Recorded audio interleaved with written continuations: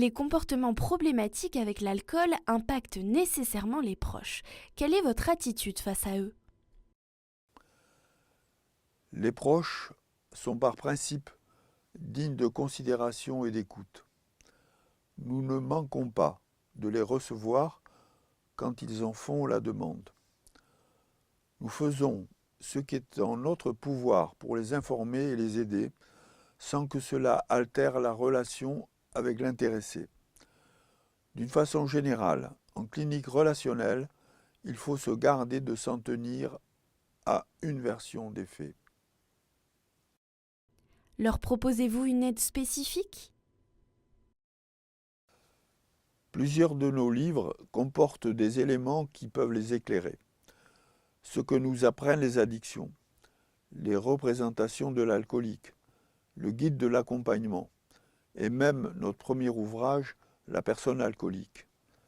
Avec l'expérience et du fait des contraintes économiques, nous nous abstenons de proposer un groupe de parole pour eux.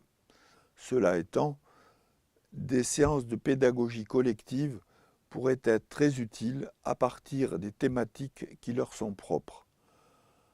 Ils disposeront des vidéos. Bien évidemment, quand il en ressent le besoin, un proche en souffrance peut et doit effectuer une démarche pour son propre compte de façon indépendante du dispositif.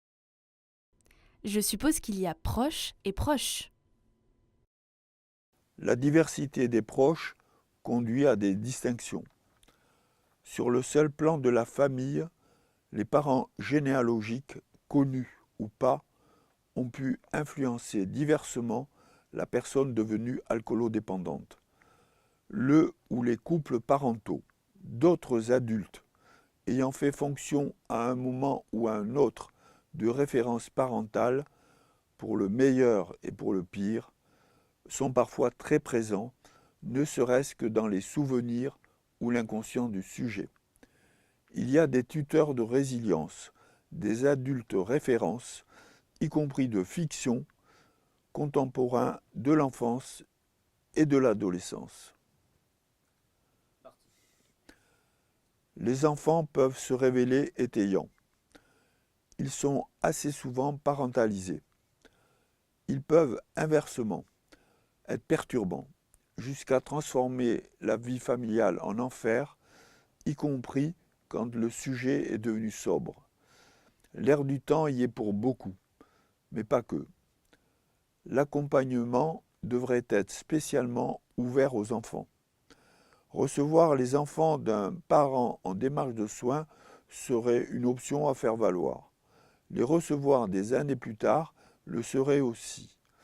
Cela a d'ailleurs été fait et j'en témoigne dans les représentations de l'alcoolique. Ainsi, un thérapeute familial a sa place au sein de l'équipe soignante. Quoi d'autre? Des parents à charge compliquent parfois la situation. Les relations de codépendance affective, les liens conflictuels, passés ou actuels, ne manquent pas, sans parler des relations professionnelles difficiles et même aujourd'hui des robots humanoïdes, puisqu'on en voit dans certains EHPAD. La dynamique de couple, sur le mode séparation-rencontre, renouvelée chaque jour, est à privilégier, à l'inverse des relations fusionnelles et des cohabitations. Un couple doit être le garant de la liberté de chacun. Le proche doit avoir conscience de la réalité du triangle de Karpman, concept issu de l'analyse transactionnelle, qui lui fait parcourir les positions successives de sauveur, de persécuteur et de victime. Il se trouve parfois devant une situation dramatique qui doit le conduire à lâcher prise, à se recentrer sur soi et à se protéger si besoin par le recours à la loi.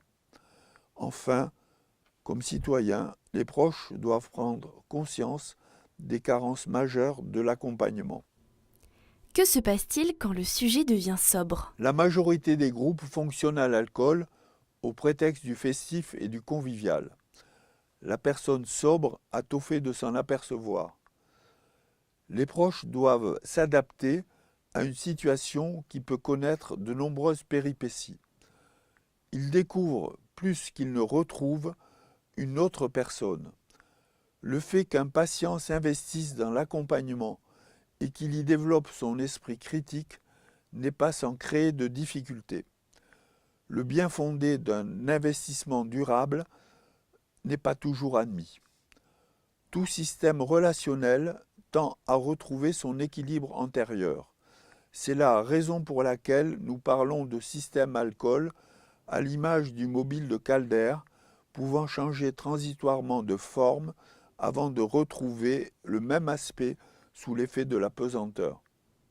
Se trouve-t-il des proches dont la présence est précieuse? Indiscutablement les aidants, ceux qui partagent ou ont partagé la problématique alcoolique, et des soignants pour la part qui leur revient. Interviennent l'ensemble des proches moyennement bienveillants, entre le trop et le pas assez, pour reprendre la célèbre atténuation de Winnicott. Parfois des parents ou amis, des épouses ou époux, souvent des enfants, ces derniers associent souvent amour et absence de ressentiment.